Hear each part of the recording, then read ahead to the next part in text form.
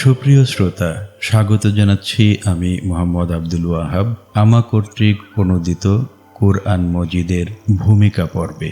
গত বৃহস্পতিবারে আপনারা শুনেছেন ভূমিকার ভূমিকা, যেটাতে আপনাদের রেসপন্স আমার খুব ভালো লেগেছে।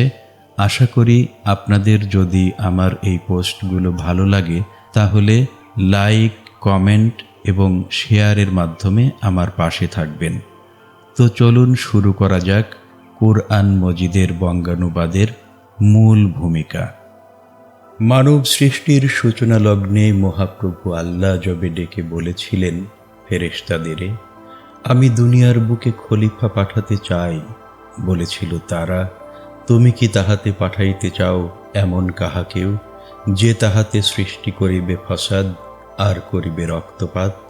আমরাই তো প্রশংসা সহ তসবিহ তাহলিল করছি তোমার, আর ঘোষণা করছি তব পবিত্রতা। বলেছিলেন তিনি, আমি যাহা জানি তোমরা জানো না তাহা। আল কোরআন সূরা 2 আয়াত 30। অর্থাৎ মানুষ সৃষ্টির গূঢ় উদ্দেশ্য কি, যাহা নিহিত আছে গর্ভে ভবিষ্যতের, তা শুধু আমিই জানি, আর তাহা নহে জ্ঞান গোচর তোমাদের। ফেরেশতারা ভবিষ্যৎ জ্ঞাতা নহে, আর তারা জানে না আল্লাহর মনের কথাও। তারা শুধু জানে অতীতের কথা, আর তারা যা দেখেছে তাহার কথাই।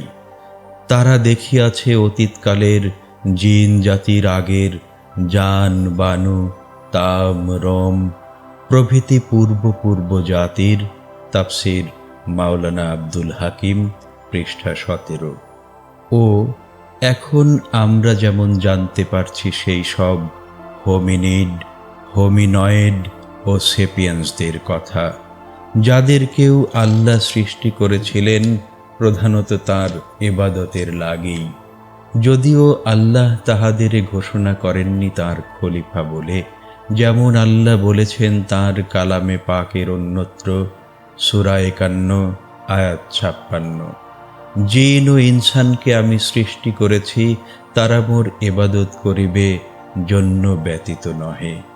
কিন্তু তাহারা ফাসিকি করিয়াছিল আল্লাহর সাথে, আর করিয়াছিল নাফরমানি তাহার, ও ফসাদ সৃষ্টি করিয়াছিল পরস্পর, আর করেছিল রক্তপাত নিজেদের, আর পরিণামে আল্লাহ ধ্বংস করিয়াছিলেন তাহাদেরে। আর অতঃপর আল্লাহ সৃষ্টি করিতে চেয়েছিলেন আদমদের ধারার সর্বশেষ আদম।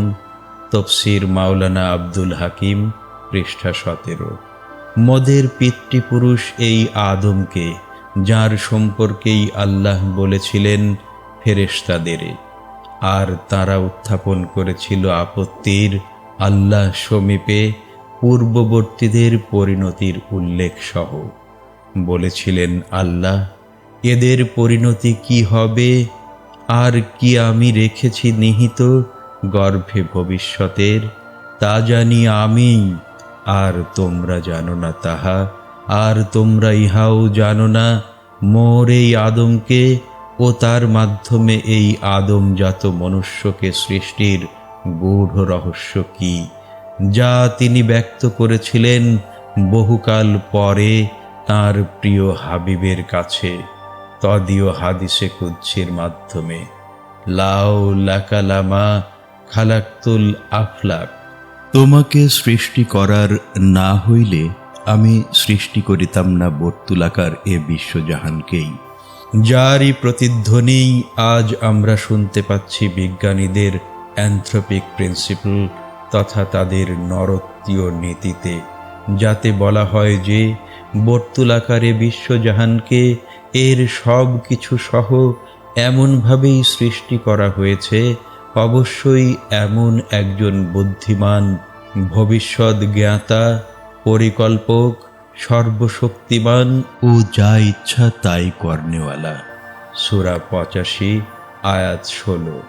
সত্তা দ্বারা তার পূর্ব পরিকল্পনা মাফিক এমন এক ধারায়, যাতে এখানে সৃষ্টি হইতে পারে পৃথিবীর মতো পানি ও বায়ু বিশিষ্ট এমন একটি গ্রহের, যার পানি থেকেই সৃষ্টি হতে ও যার বায়ুতেই বাঁচিতে পারে জটিল জীব ও জীবেরা তথা পরিণামে মানব সত্তা ও সত্তাদের কালের সংক্ষিপ্ত ইতিহাস বঙ্গানুবাদ স্টিফেন হকিংয়ের a brief history of time, পৃষ্ঠা 134-135।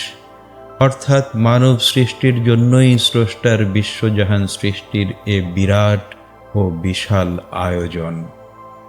সৃষ্ট জগতের মাঝে সেই মহামানব ও সেই মহানবীরে মানব বংশে বিকাশ ও প্রকাশের তরেই আল্লাহ সর্বপ্রথমে সৃষ্টি করেছিলেন নূরে মুহাম্মদীর প্রশংসিত নূরকে। যেমন হাদিস শরীফে আল্লাহর নবী বলেন, আউয়ালু মা খালাকাল্লাহু নূরি, আল্লাহ সর্বপ্রথম যা সৃষ্টি করেন তা হলো আমার নূর। রুহুল মানি, তফসির মারিফুল কোরআন, পৃষ্ঠা 428।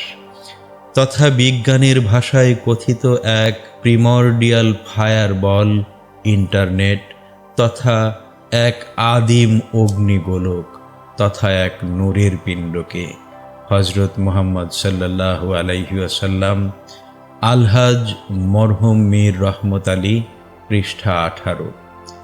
বিজ্ঞানের ভাষায় যে অগ্নিগোলকের ব্যাস ছিল 10⁻³ সেন্টিমিটার ও তাপমাত্রা ছিল 10⁻32 ডিগ্রি কেলভিন, যা থেকেই তিনি স্তরে স্তরে সৃষ্টি করেছিলেন পৃথিবী সহ এ বিশ্বজাহানকে, যে সব কিছুই সেই নূরেরই খেলা মাত্র, যা বিজ্ঞানও স্বীকার করে তার m=E/c²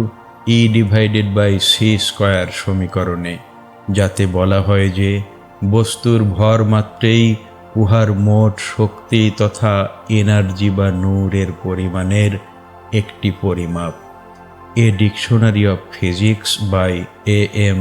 গোল্ডস্টেইন, পেজ 160। অর্থাৎ বস্তুমাত্রই কর্মশক্তি তথা নূর বা আলোক। এই তথ্যের মাধ্যমে যার বাস্তবায়ন এখন আমরা দেখছি পারমাণবিক, নিউক্লিয়ার প্রভৃতি শক্তির মাধ্যমে, যে হিসাবে দেখতে গেলে খোদ মানুষ ও বস্তুরূপে বাস্তবায়িত নূর তথা আলোকেরই ঘনীভূত রূপ মাত্র। আর এ সৃষ্টিক্রিয়াতে আল্লাহর লেগেছিল 6টি দিবসের, সূরা 7 আয়াত 54 ও অন্যান্য, তথা ছোট বড় 6টি আইয়ামের, যার ষষ্ঠ ইয়ামটি এখনো চলছে এবং চলিবে রোজ কিয়ামত অবধি। কারণ সৃষ্টিক্রিয়া একটি সমাপিত ক্রিয়া নহে, বরং ইহা একটি চলমান ক্রিয়া, সূরা 55 আয়াত 29, যা চলিতে থাকিবে ইয়াউমুল আখের তথা এ বিশ্বজাহানের সমাপ্তি দিবস পর্যন্তই, যে সমাপ্তি নির্ভর করে একান্তভাবেই আল্লাহর ইচ্ছার উপরই। অতঃপর সৃষ্টি পর্যায়ে আল্লাহ পরস্পর সংবদ্ধ আসমান সমূহ ও জমিনের সব কিছু থেকে পৃথক করে আনেন এ ধরণীকে, সূরা 21 আয়াত 30। আর ফেরেশতাদিগের আপত্তি সত্ত্বেও সেই ধরনীরই মাটি তথা তাহারই প্রগাঢ় কর্দমের বিশুষ্ক মৃত্তিকা দ্বারা, সূরা 15 আয়াত 26। আদি পিতা ও প্রথম নবী বাবা আদম আলাইহিস সালামকে আল্লাহ সৃষ্টি করেন তার নিজ হস্ত দ্বারা, সূরা 38 আয়াত 75, বেহেশতেই। আর তিনি তাকে শিক্ষা দিয়েছিলেন নাম সব কিছুর। আর জানতে চাইলেন ফেরেশতাদের কাছে তাহাদের নাম, যা তাহারা সক্ষম হয়নি জানাতে আল্লাহ। অথচ জিজ্ঞাসিত হয়ে আদম তা জানিয়ে দিয়েছিলেন আল্লাহকে, যা দ্বারা প্রতিপন্ন হয়েছিল শ্রেষ্ঠত্ব আদমের উপরে ফেরেশতাগণের, যারই স্বীকৃতি স্বরূপ আল্লাহ ফেরেশতাদের আদেশ করেছিলেন সেজদা করিতে আদমকে, যা ছিল সেজদা তাজিমের, কিন্তু ছিল না তা সেজদা ইবাদতের। আর সব মুফাসসিরিনই একমত যে বিষয়ে, যা তারা করেছিল সকলেই, কিন্তু করেনি ইবলিশ। সে ছিল ফেরেশতাদের চাইতে স্থূলতর তরঙ্গ দৈর্ঘ্যের, আল্লাহ ভালো জানেন, অগ্নিশিখা থেকে সৃষ্ট, সূরা 55 আয়াত 15। জিনদের অন্তর্গত সূরা 18 আয়াত 50। ও তাহাদের ইমাম, যার এবাদতে তুষ্ট হয়েই আল্লাহ তাকে উন্নীত করেছিলেন সূক্ষ্মতর তরঙ্গ দৈর্ঘ্যের, আল্লাহ ভালো জানেন, ফেরেশতা পদে। তফসির মাওলানা আব্দুল হাকিম, পৃষ্ঠা 20। এমনকি তাদের শিক্ষক ও নেতায় দোজখের আজাব ও বেহেশতের শান্তি, মাওলানা বশিরউদ্দিন, পৃষ্ঠা 60। কিন্তু নিজেকে সে আগুনের তৈরি বলে অহংকারী হয়েছিল, আর মাটির তৈরি আদমকে সে তার চাইতে অধম মনে করেছিল, যে কারণে সে ফাসেকি করিয়াছিল বিরুদ্ধে আল্লাহর আদেশের, আর সে হয়নি অন্তর্ভুক্ত আদমকে সেজদাকারী দিগের, আর সে অবাধ্য হয়েছিল ও হয়েছিল অন্তর্গত কাফির দিগের। সূরা 2 আয়াত 34। আর সে হয়েছিল বিতাড়িত ও আল্লাহর লানত-প্রাপ্ত। সূরা 15 আয়াত 34-35। অতঃপর আল্লাহ নিঃসঙ্গ ও একাকিত্বক্লিষ্ট আদমের লাগি তদীয় বাম পঞ্জরাস্থিসমূহের একখানি অস্থি থেকেই অধুনাতনিক ক্লোন পদ্ধতির ন্যায় কোনো এক পদ্ধতিতে সৃষ্টি করেছিলেন তদীয় বিনোদন সঙ্গিনী ও সহধর্মিণী আদি মাতা জননী হাওয়াকে, আর তিনি থাকতে দিয়েছিলেন তাহাদেরে জান্নাতুল ফেরদাউস তথা শ্রেষ্ঠতম জান্নাতে। সহি কাসাসুল আম্বিয়া, পৃষ্ঠা 81। এই নির্দেশ সহ যে, হে আদম, তুমিও তোমার স্ত্রী জান্নাতে বসবাস করিতে থাকো, আর দুজনে খাও স্বচ্ছন্দে তাহা থেকে তৃপ্তি সহকারে, যা ইচ্ছা তাহা, কিন্তু নিকটবর্তী হইও না এই গাছটির, অন্যতায় তোমরা হয়ে যাবে অন্তর্ভুক্ত জালিম দিগের। সূরা 2 আয়াত 35। বলে তিনি নির্দেশ করিয়াছিলেন বিশেষ একটি গাছকে, তবে সেটি কি গাছ ছিল কোরআন হাদিসে তা নির্দিষ্ট করা হয়নি। তফসির মারিফুল কোরআন, পৃষ্ঠা 30। অনন্তর শয়তান বিচ্যুত করিয়াছিল উভয়কে তাদের তথা হতে, যথাই তাহারা ছিল। সূরা 2 আয়াত 36। আর আল্লাহ বলিয়াছিলেন, তোমরা নিচে নামিয়া যাও এথা হতে, তোমরা শত্রু একে অপরের, আর পৃথিবীতে আছে তোমাদের লাগি এক নির্দিষ্টকালের অবস্থিতি ও ভোগ সম্পদ। সূরা 2 আয়াত 36। অতঃপর আদম তার রব থেকে শিখে নিয়েছিল কিছু কথা, তৎপর তিনি ক্ষমা করিয়াছিলেন তাহায়, নিশ্চয় তিনি ক্ষমাশীল করুণাময়। সূরা 2 আয়াত 37। অতঃপর আল্লাহ তাহাদের ক্ষমা করিয়াছিলেন ঠিকই, কিন্তু তিনি বাতিল করেননি নিচে নেমে যাওয়ার আদেশটি তাহার, কারণ তিনি যে আদম হাওয়াকে তথা মানুষকে সৃষ্টিই করেছিলেন জন্যই পৃথিবীর। সূরা 2 আয়াত 30। তাই তাহাদের যেতেই হইত পৃথিবীতে একদিন অবশ্যই, আল্লাহই ভালো জানেন। অতএব বলেছিলেন আল্লাহ, এথা হতে নেমে যাও তোমরা সবাই, যে সবাইয়ের মধ্যে ছিল আদম হাওয়া ও শয়তান, সাপ ও ময়ূর। দোজখের আজাব ও বেহেশতের শান্তি, পৃষ্ঠা 82। অতঃপর যবে আসবে তোমাদের কাছে হেদায়েত আমার, তখন যাহারা অনুসরণ করিবে আমার সে হেদায়েতের, বস্তুত কোনো ভয় থাকিবে না তাহাদের, আর তারা হইবে না সন্তপ্ত। আর যারা কুফরি করিবে ও মিথ্যারোপ করিবে আয়াতসমূহে আমার, তাহারাই হইবে দোজখের অধিবাসী, তন্মধ্যে থাকিবে অনন্তকাল। সূরা 2 আয়াত 38-39।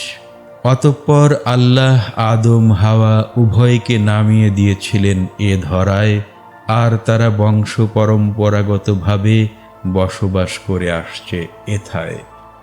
আল্লাহ তাআলাও তদীয় প্রতিশ্রুতি মতে সূরা 2 আয়াত 38 ক্রমান্বয়ে পাঠিয়েছিলেন হাদিস, 1,00,000, মতান্তরে 2,24,000 নবী ও রাসূলকে কথিত 114খানা ছোট বড় কেতাব ও সহিফা তথা হেদায়েত নামা সহ সংশ্লিষ্ট নবী ও রাসূলদের মাতৃভাষায়, যাদের মধ্যে সর্বশেষ ও চূড়ান্ত কেতাব পবিত্র আল কোরআন এসেছে সর্বশেষ ও চূড়ান্ত নবী ও রাসূল মুহাম্মাদুর রাসূলুল্লাহ সাল্লাল্লাহু আলাইহি ওয়াসাল্লামের মাধ্যমে, যাকে আল্লাহ পাঠিয়েছেন সমগ্র মানবজাতির লাগি ভয় প্রদর্শক ও সুসংবাদদাতা রূপে ব্যতীত নহে। সূরা 34 আয়াত 28। প্রকাশ্য আরবি ভাষায় সূরা 16 আয়াত 103, যা রাসূলুল্লাহ সাল্লাল্লাহু আলাইহি ওয়াসাল্লামের মাতৃভাষা হলেও মোদের বাঙালিদের লাগি নহে মাতৃভাষা।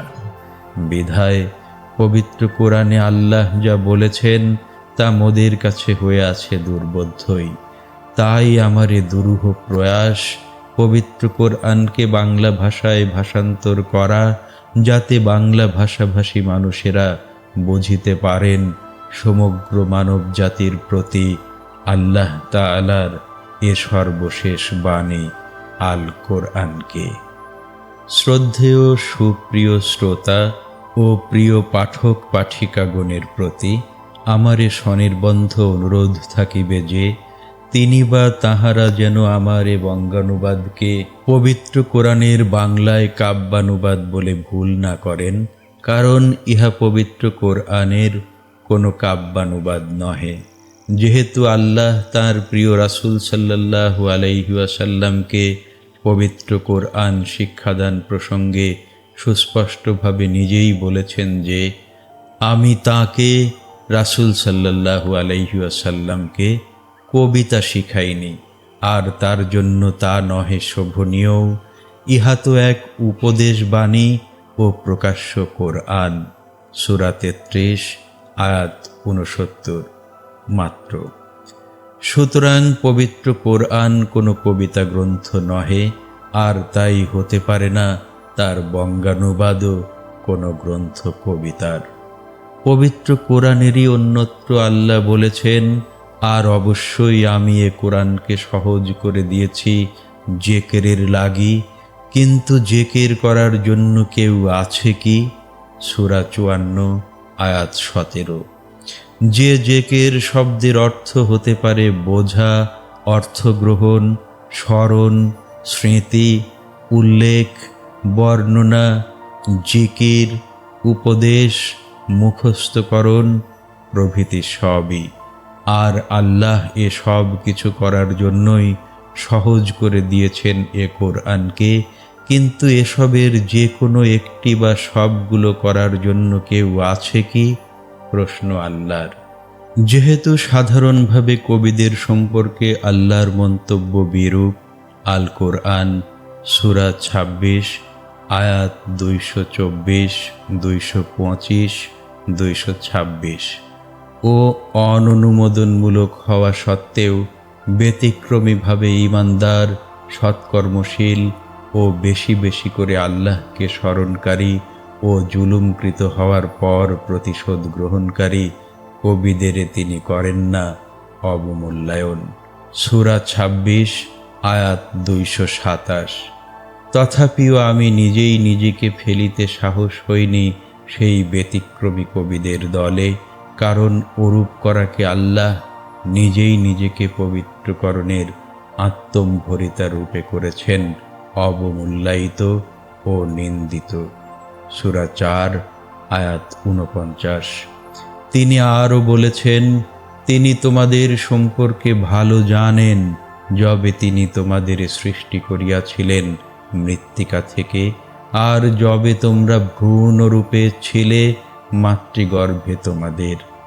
অতএব তোমরা করো না আত্মপ্রশংসা, তিনি জানেন প্রকৃত মোত্তাকি কে। সূরা 53 আয়াত 32। সুতরাং আমি চাইনি আমি যা নই নিজেকে সেরূপ কবিরূপে দাঁড় করিয়ে ছন্দ, মাত্রা ও অলঙ্কারের জৌলুস দ্বারা মম অনুবাদের সারল্য ও ও সহজতাকে ঢেকে দিয়ে বাউভা কুড়াতে পাঠকের। আমি চাহিয়াছি মোর সহজ কথাটি সহজ করিয়া কহিয়া দিতে মম বাংলা ভাষাভাষী ভ্রাতা ও ভগ্নীদের কাছে, আর পবিত্র কোরআনের মূল বক্তব্যটি সহজ ও সরল বাংলায় করিতে উপস্থাপিত, যাতে তারা বুঝিতে পারে। আর যাহাই উদ্দেশ্য আল্লাহরও। সূরা 54 আয়াত 17। এবং আমারও। পবিত্র কোরআন লিখিত আছে আরবি সাহিত্যের বিখ্যাত ও ব্যতিক্রমী সাজ রচনা শৈলীতে, যা আসলে গদ্যও নয় কিংবা তা নহে পদ্যও। তেমনি আমিও মম বঙ্গানুবাদেও অনুসরণ করিয়াছি এমন এক রচনা শৈলীর, যা সাজ ব্যতিক্রমী ছন্দেরই মতো, গদ্যও নয় কিংবা তা নহে পদ্যও। আর পাঠকও এতক্ষণে বুঝে থাকবেন অবশ্যই যে কবিতা আমার লেখনীতে আসেও না সেভাবে ও স্বরূপে। তবে আমি বলিতে পারি অবশ্যই যে পাঠক পাঠিকাগণ অবশ্যই পাইবেন ইহাতে গদ্যের সাবলীলতা ও ঝরঝর করে পড়ে যাওয়ার মতো পদ্যের মজা ও আনন্দ, আর অর্থ গ্রহণের সহজ সরলতা ও আরবি কোরআনের মতোই হেফজ করার সহজতাও।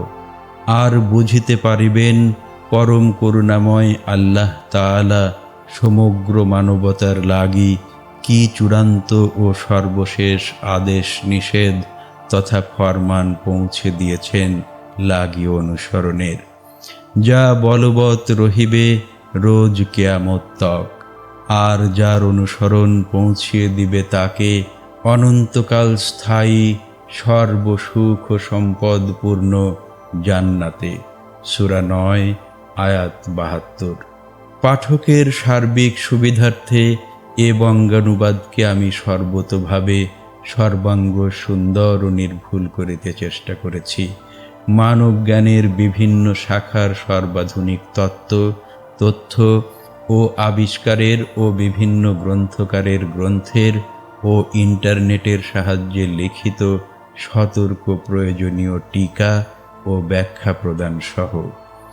এতৎসত্ত্বেও অসতর্কতা ও মোর জ্ঞানের স্বল্পতা হেতু যদি কোনো ভুলভ্রান্তি হয়ে গিয়ে থাকে ইহায়, কিংবা পরিবেশিত হয়ে গিয়ে থাকে এমন কিছু যা তথ্য ও তত্ত্বভিত্তিক নয়, কিংবা নয় সর্বজন স্বীকৃত দার্শনিক ও বৈজ্ঞানিক তত্ত্ব ও তথ্যানুযায়ী, তবে সে ত্রুটি আমার, যা যথাযথভাবে নির্দেশিত ও সঠিক তথ্য অবহিতকৃত হলে সংশোধিত করে দেওয়া হবে পরবর্তী সংস্করণে বলে কথা দিচ্ছি ইনশাআল্লাহ।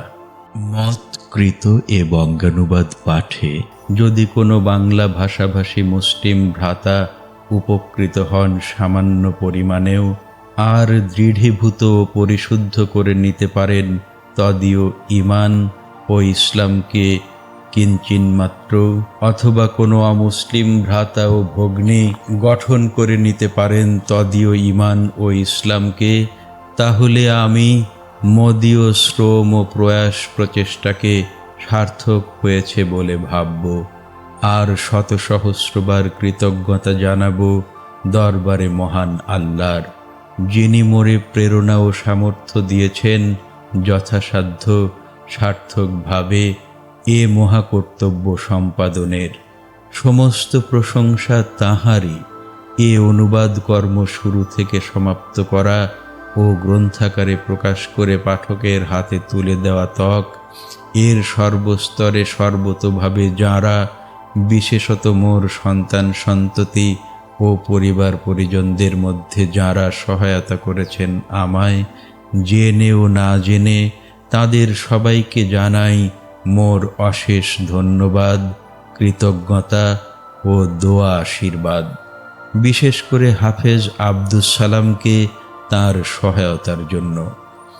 বিশেষ দ্রষ্টব্যে পাঠক পাঠিকার সার্বিক সুবিধার্থে এ অনুবাদকে আমি ভাগ করিয়াছি 3টি খণ্ডে, যার প্রতি খণ্ডে আমি সন্নিবেশ করেছি 10 পারা করে যাদের প্রথম খণ্ডে আছে প্রথম থেকে দশম পারা তক, দ্বিতীয় খণ্ডে আছে একাদশতম পারা থেকে বিংশতিতম পারা তক, আর তৃতীয় বা শেষ খণ্ডে আছে একবিংশতিতম পারা থেকে ত্রিংশতিতম পারা পর্যন্ত। তাছাড়াও প্রতি খণ্ডের শেষে সংযুক্ত করেছি আমি একটি করিয়া পরিশিষ্ট, যাতে মূল পাঠে অসতর্কতা ও ভ্রান্তির কারণে টিকায় ছুটে যাওয়া ও অনুল্লেখিত থাকা অথচ জ্ঞাতব্য বিষয় ও তথ্যসমূহ আমি সংযোজিত করেছি পৃথকভাবে, যেন পাঠক পাঠিকা ভাই ও বোনেরা সকলেই সর্ববিষয় অবহিত হতে পারেন আরও বিশদভাবে। তারপরেও যদি বাদ পড়ে যায় আরও কোনো জ্ঞাতব্য বিষয়, তবে সেগুলোর জন্য আমি ক্ষমা প্রার্থী আপনাদের কাছে। আশা করি পরবর্তী সংস্করণে সেসবও সংযোজিত করে দেব ইনশাআল্লাহ। আশা করি আপনারা আমায় ক্ষমা করিবেন যুষ্মদীয় মহত্ব ও মহানুভবতায়। সশ্রদ্ধ সালাম ও আদাব আপনাদের সবাইকে, নির্বিশেষে মুসলিম, হিন্দু, বৌদ্ধ, খ্রিস্টান, নাস্তিক, নিরীশ্বরবাদী প্রভৃতি সবাইকে। পরম করুণাময় আল্লাহর কাছে আমার এ মোনাজাত, তিনি যেন মোর এ প্রয়াসকে রিয়ামুক্ত আমল রূপে কবুল করেন। আমিন সুম্মা আমিন। অনুবাদক ও ভূমিকা লেখক মোহাম্মদ আব্দুল ওয়াহাব, বিএসসি বিএ, অবসরপ্রাপ্ত সিনিয়র শিক্ষক, বিজ্ঞান ও ইংরেজি, বেড়া বিবি পাইলট উচ্চ বিদ্যালয়, বেড়া, পাবনা ও গ্রাম জোরদহ, বেড়া, পাবনা।